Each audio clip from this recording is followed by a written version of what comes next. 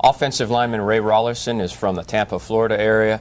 And, Butch Jones has said it'll take more than 1 year to do this, but this is the year one of kind of rebuilding that offensive line depth, which is, probably magnified more than anything else with the loss of 5 starters this year. No doubt. And with Raulerson, maybe not a guy that projects as someone who'll come in and play or start as a true freshman. Ideally, Tennessee has some other guys that he'll compete with for those center and guard spots, most likely where he projects at the next level. But to be an early enrollee, a guy who played pretty well in high school in a really good program, this will give him a chance to at least throw his hat in the ring this spring with all those positions wide open. It certainly will improve Tennessee's depth. He has a chance to play center, I think, so it could end up being maybe a primary backup to Matt Crowder at the very least this year. So still a guy who needs to come in and settle in, and Tennessee will take all the help I think they can get right away on the offensive line. So to get him in there in January is big for his development.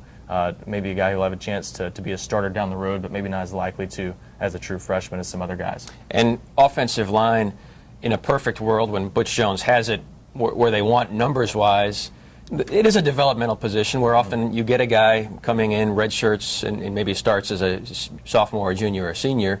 Tennessee may or may not have that luxury for certain spots this year. Right, and that's the tough part about replacing all 5 starters on the offensive line in 1 year. Sometimes you have no choice, but in this case, I think Raulerson's a more classic example of the projection on the offensive line that you have, that maybe a couple years down the road he's ready, but right now, ideally not a guy who'll have to start right away or be forced into the lineup.